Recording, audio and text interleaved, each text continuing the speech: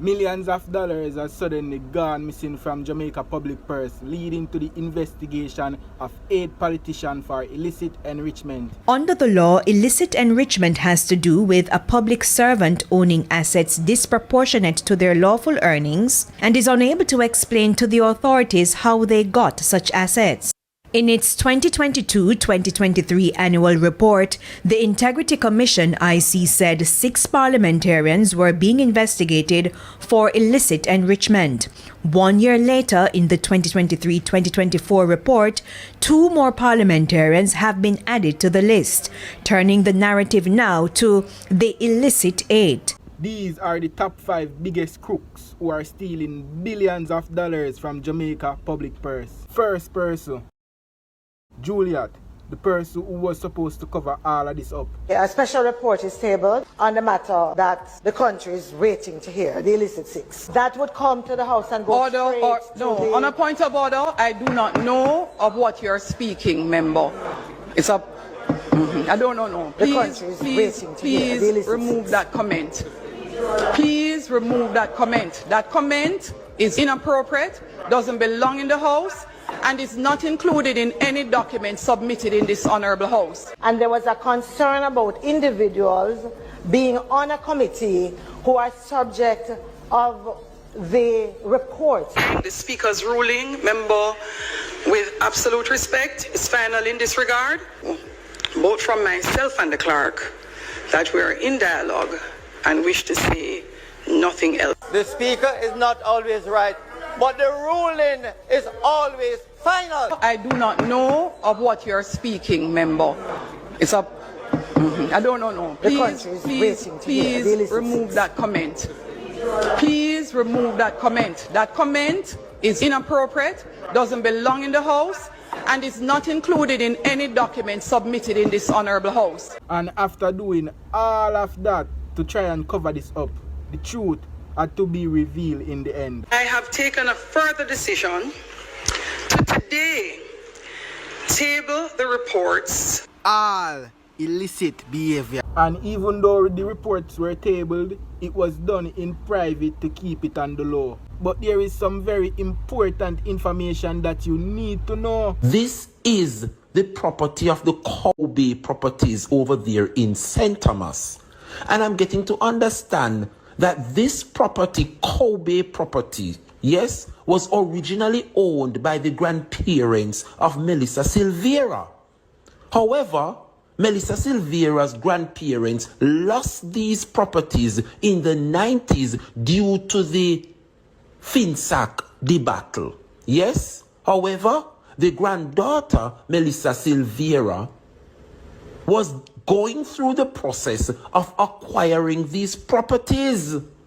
Yes, upon submitting paperwork for receiving these properties belonging to her grandparents, that was when she met her untimely death. Now, this is where the story is a bit tricky, because we are getting to understand that these Kobe properties now owned by Mrs. Bramwell. And when I said Miss Bramwell, we are talking about the wife of the Prime Minister, Mr. Andrew Bramwell. Let me tell you something, Jamaica. We have some interesting developments taking place in this case, you know. Leading to the next person on the list, Charlton Mc, former CEO of the RGD in Jamaica. What are the core functions of the RGD? Why does the RGD exist? Birth registrations, death registrations, marriage registrations. Right. We also do stillbirth registrations and adoption registrations. There is another component of the RGD, a lesser known component, which is the Island Records Office, that deals with recording of wills and deeds. A deed is a signed legal document that transfers ownership of an asset to a new owner.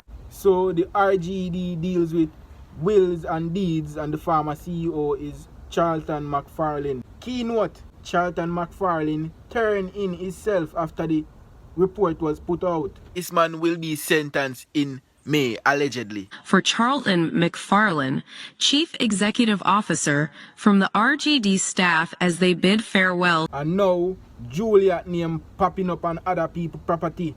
Keynote again. One of the issues with the black and white certificate was that it was just a piece of paper that was written on in pen. By hand. By hand, Yes. right? And as such, persons could go and, you adjust and you change a A to a O, you change a U to a E, and suddenly Hubert becomes Herbert. Now, the third person on the list, Norman Dunn, a sitting JLP member of Parliament, and this man is a very key person in this. $371.8 million. That's how much Tax Administration Jamaica TAJ has spent to lease unoccupied properties. This building has been unoccupied for 3 years. It's one of 2 properties that the Tax Administration Jamaica TAJ has spent over $370 million to lease over a 3-year period. At the building in Anotabe, a notice on the gate indicates that the branch is closed. Beyond the gate, a note on the wall reads, "Kindly visit Port Maria, Buff Bay, or the Port Antonio branch to conduct business." So 3 buildings are currently laundering money that we know of. One is owned by JLP member Norman Dunn. This man is a puppet set by the Prime Minister to launder the money and be the scapegoat. According to Auditor General Pamela Monroe Ellis, the building, which is owned by Member of Parliament Norman Dunn, was leased for $700,000 per month, one in Greenville, Manchester, and the other at Notabay, St. Mary. The next person up, Andrew Holness, the Prime Minister himself, the man who put a gag order upon his cabinet members while stealing from young entrepreneurs and the growth of the economy. And started the negotiation for a loan to do this with the IDB. IDB, Inter-American Development Bank. So I do some research into this topic and I realize the GOJ and the IDB sign off on a non-reimbursable loan from the EU. A loan that fund a project called Big E. So basically, them use Jamaica as leverage as an upcoming company to get a loan from the EU, a $1.2 billion loan to build a company named Big E so them can help aspiring entrepreneurs and inventors where come up with new ideas to help build the economy of Jamaica. So if you're in business and you need some help, you may be able to access the DBJ's Innovation Grant Fund. Product is here to help. Okay, and this is under your Biggie program, boosting entrepreneurship growth and entrepreneurial ecosystems program. So lots of people listening to you know, Christopher, and their ears have perked up because from you said grant, they're like, oh, 14 million? And when them say grant, this means that when them give the money, you know, give them back the money. Them give this money for free, for help build the economy. What? So let's give them the information they now need to see if they can access this grant. So it's 14 million that you can access up to. How much of the project is the grant able to cover? The total cost of whatever project I'm thinking about. Right, so the grant covers 70% of the cost. So that means that you as an individual need to put up 30%. So if you have a $10 million project, if you are selected, you would be awarded a $7 million grant, and you would need to come up with $3 million in your account. Half of that must be in cash, so 1.5 million would need to be in cash, and then the other 1.5 could be valued at your time, maybe the equipment that you already have. Businesses from whatever sector that you operate in can access this loan, the Innovation Grant Fund.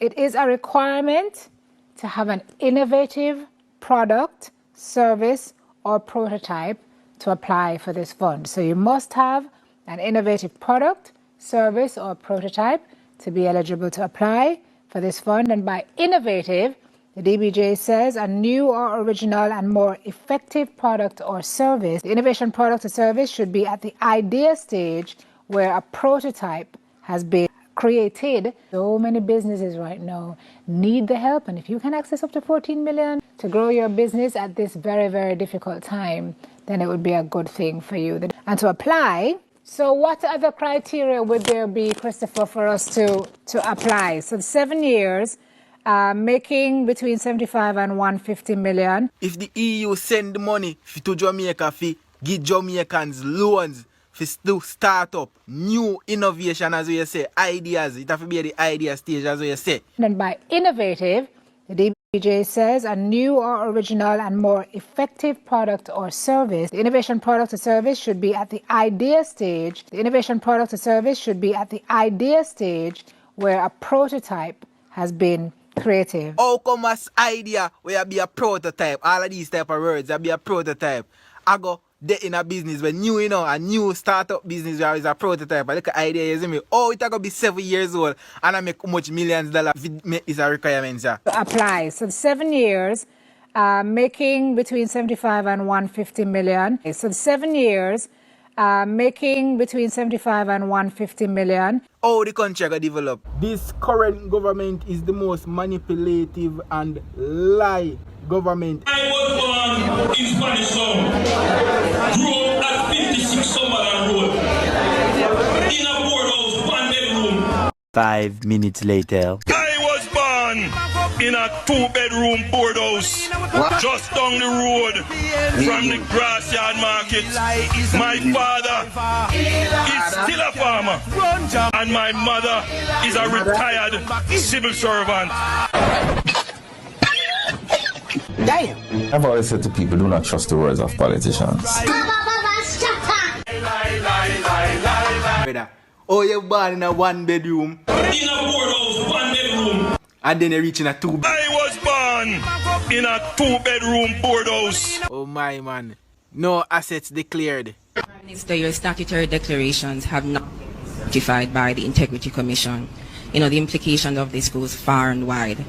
Why hasn't it been certified? And does the public have anything to be concerned about? You would have PM, we don't see it very often, so... Please, let her answer the question, because as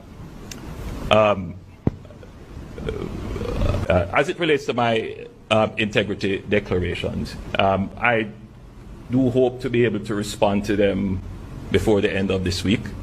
But the only problem with that is, this video I make 4 months ago. And he did not stop there. Andrew Holness just got caught telling lies again. The person was tracked and their identity discovered.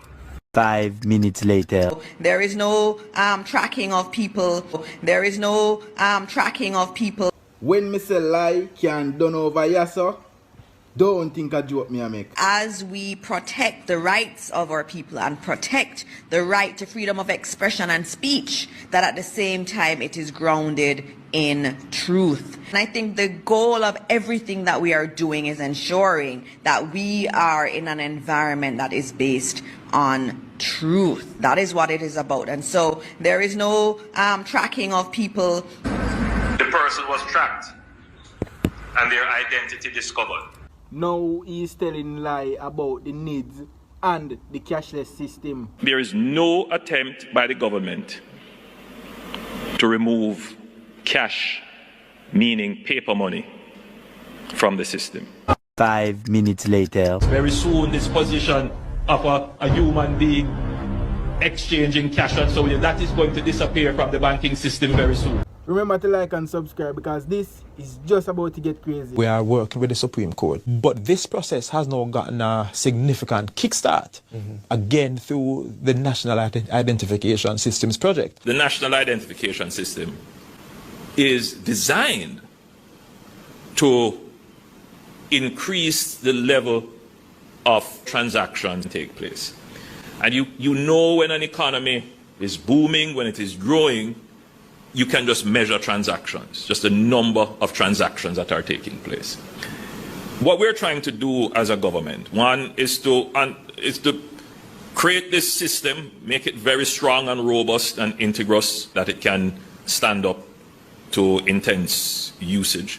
There's a whole heap of technology behind the scenes.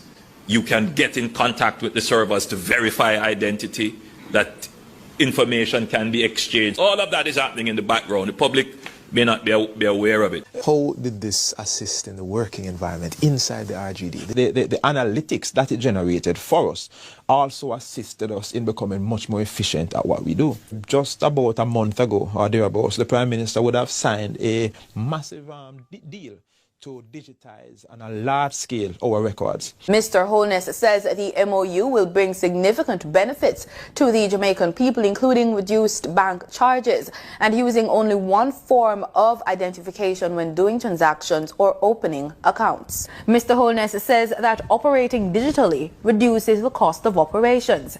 He urged the banking sector to pass on those savings. Ensure that the promise of digitization does result in a reduced banking cost to the average citizen.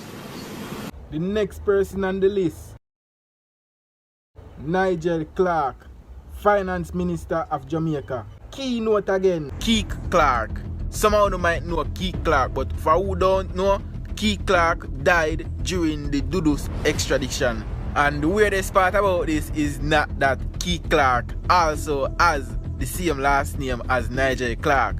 The weirdest part is Nigel Clarke is seen in a picture at Keith Clarke funeral holding the coffin, and we all know it's tradition for family members to hold the coffin at the funeral of the deceased. So that's family linkage. Then we realize that Keith Clarke have a brother named Clarke Clarke, who is a politician, a cabinet member, who just happens to find himself in the middle of SSL leadership. You know, we like to innovate at SSL. You know, even for myself personally, Mr. Clarke represents something that's fresh. The Prime Minister was an investor in SSL. It is alleged that SSL has been a prominent campaign support to the Jamaica Labour Party. Is that factual, Dr. Clarke? I just joined the politics in 2018. I cannot talk about that. It has not been in the time that I have been here. Dr. Clarke.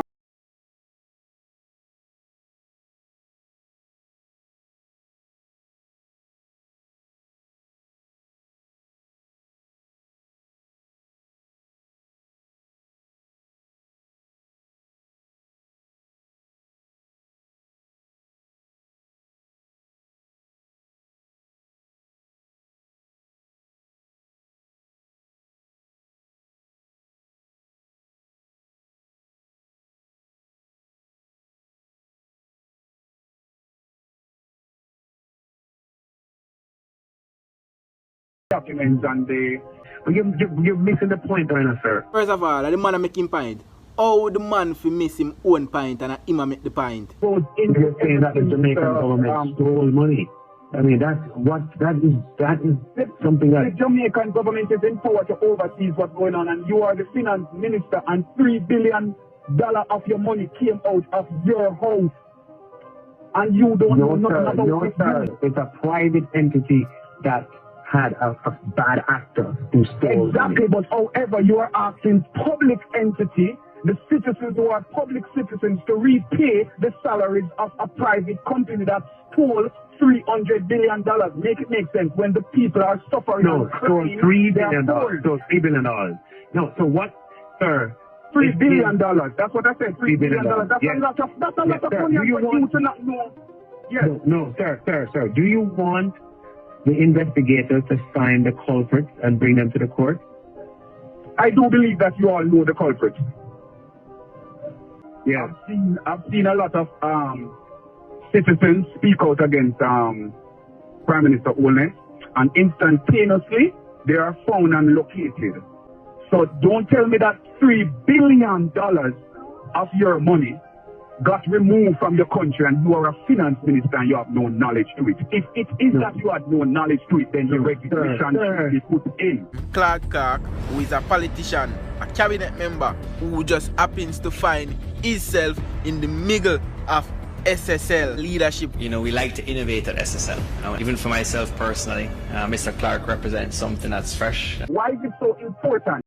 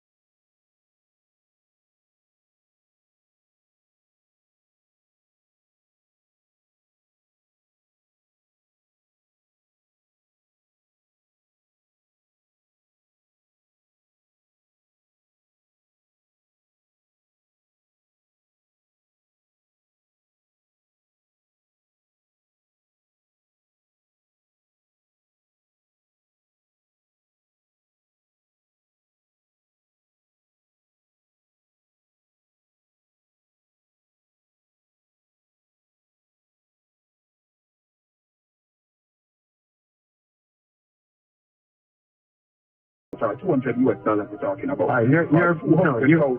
You're being unreasonable. You're being unreasonable. How am I being unreasonable? If I have a company, I'm a management of a company, and somebody stealing money swindling money from my company, and I'm management, and I know nothing about it, then I need sir, I don't, sir. Let's put it this way. All of your parents' money was stolen before 2018. All the money was taken out before 2018 in the case of... How long you have been a member of the Jamaica Labour Party?